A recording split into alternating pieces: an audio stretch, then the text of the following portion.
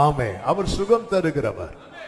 வேதம் சொல்லுகிறது நம்முடைய பலவீனங்களை எல்லாம் அவர் சுமந்து தீர்த்தார் என்று சொல்லப்பட்டிருக்கிறது. பலவீனங்களை எல்லாம் சுமந்து தீர்த்தார். அவருடைய தழும்புகளால் நாம் குணமானோம். தெய்வீக சுகம் என்பது பிள்ளையின் அப்பம்.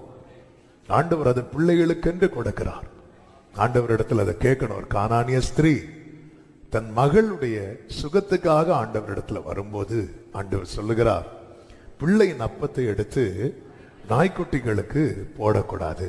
நீ இவ்வளவு என்னை தேடி வர, என்னை பின்பற்றி வர, ஏன் நீ பிள்ளையா மாற முயற்சிக்க மாட்டேங்கிற? நீ பிள்ளையா மாறு, உன் பிள்ளைக்கு சுகம் கிடைக்கும். ஆண்டவர் சிம்பிள் காஸ்பலை ஒரே லைன்ல முடிச்சிட்டார். ஆமே. உனக்கு ஏன் கஷ்டம்? நீ கூப்பிட்டோம் நான் கேட்காதது மாதிரி போறதுக்கு காரணம் என்ன? நீ உனக்கு சுகம் வேணும், எனக்கு பிள்ளை வேணும். ஆமா, நீ பிள்ளைய மாறணும். அவள் விசுவாசித்தாள். அந்த இடத்துல அவளுடைய ஃபெய்த்தை பார்த்து ஆண்டவர் சொன்னார், உன் விசுவாசம் பெரியது என்றார். ஒருத்தங்க ஆண்டவர் மேல எவ்வளவுக்கு விசுவாசம் வைக்கிறாங்களோ அவங்களுக்கு அந்த கிருபையை கர்த்தர் கொடுக்கிறார். பிள்ளைங்கிற அதிகாரத்தை கர்த்தர் கொடுக்கிறார். நான் நம்புறேன் அந்த இடத்துல கர்த்தர் அவளை பிள்ளையாக்கி சுகத்தை கொடுக்கிறார். ஆமென். இயேசுவின் இடத்துல ஒருவேளை இன்னைக்கு தான் ஃபர்ஸ்ட் டைமா நீங்க காஸ்பல் கேட்குறீங்க, ஆண்டவர் ஒரு சுகம் தருவார்னு வந்திருப்பீங்க. நீங்க இயேசு உங்க வாழ்க்கையில சொந்த ரட்சகராக ஏற்றுக்கொள்ளுங்கள்.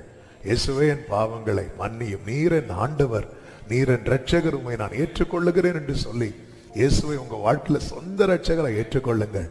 தெய்வீக சுகம் பிள்ளையின் அப்போ கர்த்தர் அதை உங்களுக்கு நிச்சயமாய் தருவார். ஆமென். சொல்லுங்க பார்க்கலாம்.